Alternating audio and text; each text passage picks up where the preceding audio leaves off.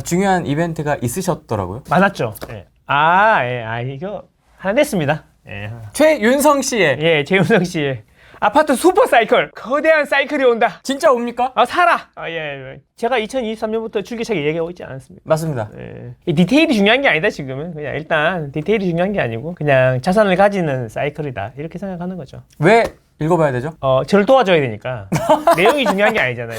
망고쌤의 컨텐츠가 계속 계속 나오려 그러면 저를 좀 도와주셔야죠. 아, 예. 이런 솔직함 좋습니다. 책은 이런 거 좋아, 이런 거. 책은 읽는 게 아니고 사시는 거죠. 왜 오르고 내리는지에 대해서 네. 이야기했고 네. 그냥 이런 거죠. 옛날에 뭐 100억 자산가니 뭐 사서 얼마 벌었다느니 그런 네. 이야기는 최대한 자제했고 네. 뭐 왜 집을 사야 되고 어떤 집을 사야 되는지 이런 이야기 그냥 적어놨습니다. 뭐 부록으로 이제 가성비 아파트 요만한 것도 넣어놨으니까 초판 한정으로 예.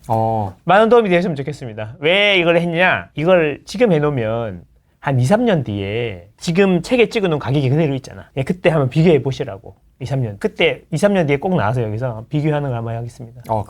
그 테이블, 가격 테이블과 그렇지. 현재 테이블을 그렇지. 비교해서 변하고 있다. 이런 걸 보여드려야 되니까. 증명해야 되잖아요. 실제로 괜찮았는지. 그래서, 근데 저는 자신 있습니다. 왜냐하면 이게 사이클이, 아직도 금리가 하락 사이클에 있잖아요. 이 금리가 이제 하락해서 우리가 맨날 얘기하던 거 있잖아. 2023년에 나와가지고 금리가 언제 피벗 하는지가 중요하다. 뭐, 올라가다가 꺾여가지고 내려간다. 역전세가 끝나는 달. 끝나는 달. 그럼 뭐 2023년 뭐 8월 막 이러면서 막 얘기했잖아요.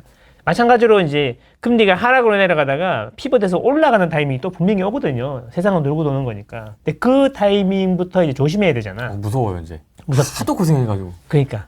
그래서 이제 그때를 이제 맞추기 위해서 열심히 노력하고 있겠습니다, 제가. 어쨌든 2년 뒤에 한번 보자. 어떻게 되나. 그리고 여러분들 이제 부동산이 중요한 게 아니고 주식이든 코인이든 잘하시면 뭐든 자산, 우량 자산을 지금 보유하는 사이클은 맞다. 꼭 부동산이 아니더라도 우량한 거 위주로 그리고 장기로 보면 무조건 이익이다. 저는 이렇게 생각하거든요. 지금은 뭔가 자산을 보유해야 된다. 뭐 전세 월세 사시거나 이제 그러면 안 된다. 이런 말씀드립니다. 아주 뭐 현명하게 네. 규제를 냈다. 그렇죠. 라는 평가가 이제 한쪽에서 있고요. 네. 뭐 생각보다는 조금 뭐 그래도 타격감이 별로 없다. 이런 이야기도 있죠. 하시는 분들도 있고요. 좀 어떻게 좀 보시는지 궁금하네요. 이번 규제가 왜 좋으냐면요. 아무도 상상을 못했을 때 아무도 예상을 못한 걸 해야 된다는 거죠. 지금까지 한 번도 본 적이 없는 걸. 그래서 이번 규제가 아주 효과적이고 그래서 집값이 하락할 수 있다라고 생각하는 거죠. 그런 메시지잖아요. 그렇죠, 메시지. 근데 뭐 그 다음 주 집값 별로 안 떨어진 것 같은데. 그리고 그 KB하고 한국부동산은 여전히 빨간색인데? 그 왜 그런 거죠? 부동산은 큰 배니까 좀 기다려야죠. 시차라는 게 있지 않습니까? 그렇죠. 기다려야죠. 한번 기다려 봅시다. 그래서 이제 저도 이렇게 생각합니다. 이게 규제가 약하지는 않은 것 같아요. 약하지는 않은 것 같은데 이게 촘촘하게 잘 막았어. 촘촘하게 잘 막았는데 오히려 남들이 생각 안 하는 엄청난 큰 구멍을 만들어 준 거죠. 구멍이요? 구멍이 엄청 안 보여? 이만한 구멍이 보이잖아. 잘 안 보이던데요? 이게 그 규제의 디테일에 빠지니까 그런 거지. 구멍이 이만하잖아. 무슨 구멍이야? 6억까지 대출받아서 살 수 있는 거 빨리 사라는 이야기잖아요. 확실한 메시지를 전달해주고 있지 않습니까? 우리 그 잼통님께서 확실한 메시지. 6억까지 대출받아서 빨리 사라.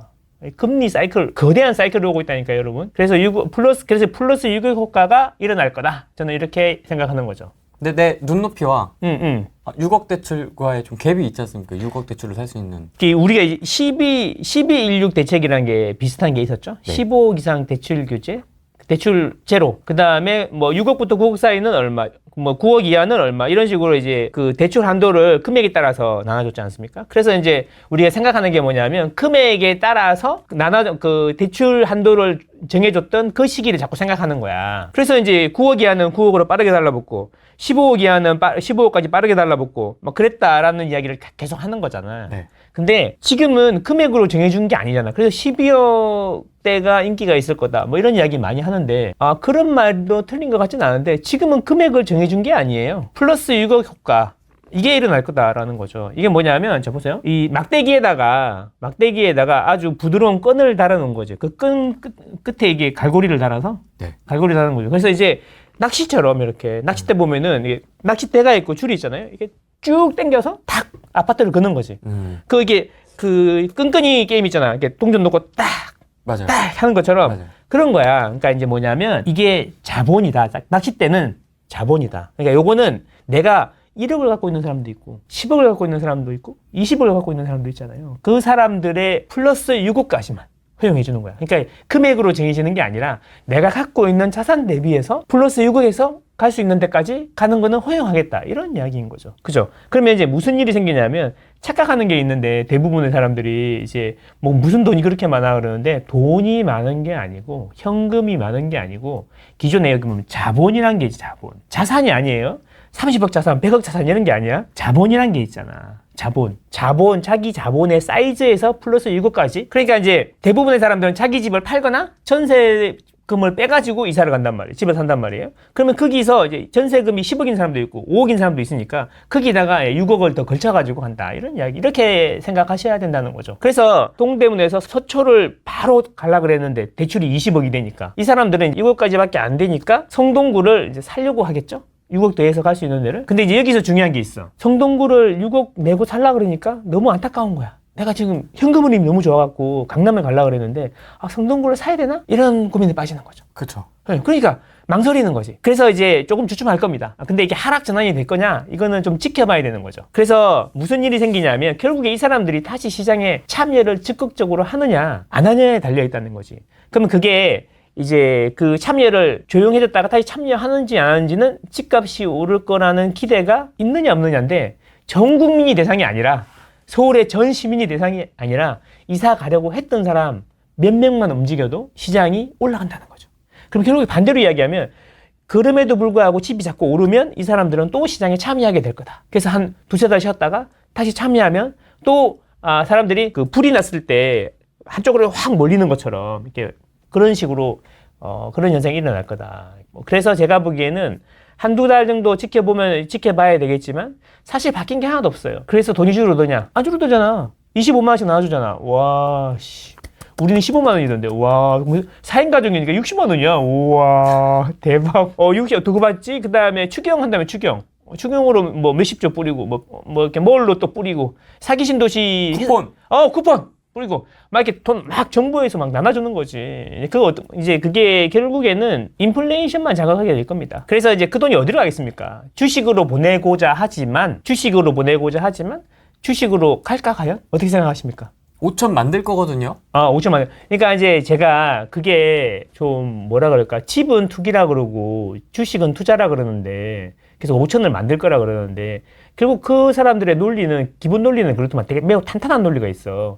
부동산에 있는 돈은 생산에 아무 도움이 안 된다. 약간 사회 악처럼 얘기해요. 사회 악이야. 그래서 그 돈을 기업들에게 펌핑을 해줘야지 잘 돌아가는 나라가 성공하는 거다. 그러니까 그래서 부동산 가격을 올리고 이런 거는 다른 사람들의 부를 약탈하는 거다. 그리고 이게 부동산에 돈이 많이 들어가 있으니까 소비도 줄고 경기도 침체되고 다 이런 거다. 그런 이야기를 하는 거야. 부동산에만 돈이 고여 있으면 되겠냐? 그렇지. 혈액순환이 원활하게 될 수 있게 돌려야지 주식 쪽으로. 생산적이지 않다는 거잖아. 생산적이지 않은데 돈이 들어가 있다는 거잖아. 그래서 이제 부동산으로 보내겠다는 거잖아요. 네. 내가 주식으로 보내겠다는 거잖아. 내가 보기엔 아닌 것 같거든. 내가 보기에는 잘 생각해 볼게요. 그거는 그들의 논리고 실제로 정치를 하는 사람들은 이렇게 생각하겠지. 자, 이제 우리 25만 원 준다고 했는데 25만 원 줘야지. 집값이 올라갈 것 같은데요. 그래? 경제가 힘드니까 금리 내려야지. 집값이 올라갈 것 같은데요. 그래? 그럼 돈도 못 풀고 금리도 못 내리면 지지율이 많이 떨어지겠는데? 그럼 어떻게 해야 돼? 주식으로 돈을 보내면 어떨까요? 그럼 어떻게 하면 돼? 대출을 막으면 됩니다. 그러니까 자기들이 뿌릴 돈을 담을 그릇을 만들어야 되는데 그 그릇을 당연히 부동산일 건데 그 부동산으로 안 가고 주식을 자기들이 뿌리는 유동성을 담을 그릇으로 만들고 싶은 거지. 미국에서 옛날에 돈을 뿌릴 때 그 돈을 막 찍어낼 때 그 돈을 담을 그릇으로 이제 코인을 선택했다라는 말처럼 그렇게 보내고 싶은 거지. 그 작전인 거예요. 근데 결론적으로 이야기하면 나는 이런 생각하는 거지. 쿠폰도 그래. 쿠폰을 만약에 15만 원씩 줬어. 25만 원씩 줬어. 그러면 그 동네 시장에서만 쓰게 하잖아. 네. 그러면 그치. 그러면 그 동네 시장에서 쓰면 그 시장이 좀 좋아지긴 하겠지.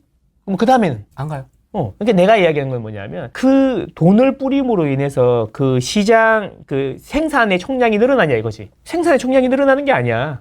그냥 자기가 쓸 돈을 그 돈으로 쓰는 거야, 그지? 조금 소비가 늘어날 수 있겠지. 그러면 그 돈 끊어지고 나면 그 다음에는 아니잖아. 네. 똑같은 거야 원래대로. 그러면 근데 문제는 그 돈이 돌고 돌아가지고 인플레이션을 유발하겠지, 그죠? 그런 거야. 생산이 늘어나는 것을 동반되지 않는 이상 인플레이션만 발생하는 거죠. 이게 화폐 수량의 원칙이잖아. 그 물건 전체의 가격하고 물건 전체의 양 두 개를 곱하면 돈하고 돈의 크기하고 똑같다. 근데 생산량은 늘어나지 않았어. 근데 돈은 늘어났어. 그러면 가격만 오르는 거야.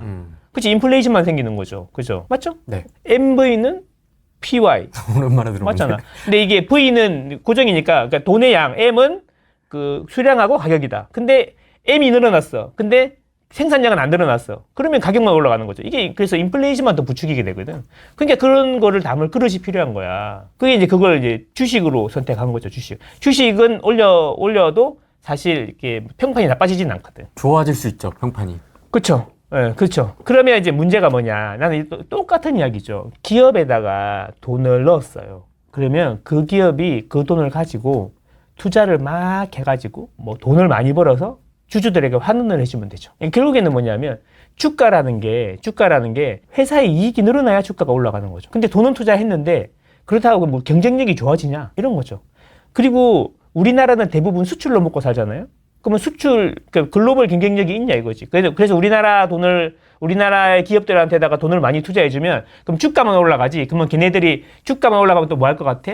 뭐 이렇게 증자해가지고 돈 끌어와가지고 뭐 땅 사고 또 이러겠지. 그래서 생산성이 올라가냐 이거지. 그럼 결국에는 뭐냐면 생산성 올라가는 것보다 돈을 훨씬 더 펌핑을 많이 하면 거기에 버블이 생기는 거고 주식은 떨어지면 바닥이 없어요. 그렇잖아요. 그래서 이게 3천, 4천, 5천 가는 게 마냥 즐거운 건 아니야. 그래서 이게 나중에 혹시라도 이게 펌핑을 했다가 주가가 빠지기 시작하면 그런 걸 얼마나 많이 봤어요. 한 방에 간다니까요. 한 방에. 큰일 날 수 있습니다.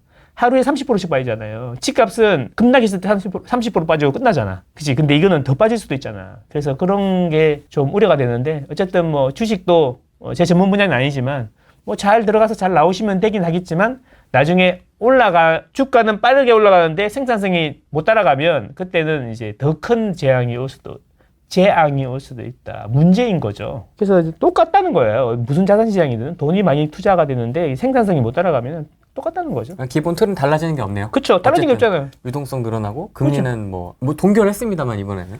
동결을 했지만 안 내릴 수가 없잖아 지금. 고민이 엄청 많은 것 같은데. 이거 부동산 안 내릴 수가 없잖아. 어쩌지? 뭐 이러고 있는 것 같던데. 그렇죠. 그리고 중요한 거는 이제 우리 대통령실에서 낸 게 아니잖아요. 그 이재명 잘했다고 하지 마요. 대통령실에서 자기들 아니라 그랬잖아요. 뭔 소리 하고 있는 거야. 이재명이 아무것도 안 해요. 원래 아무 말도 안 해요.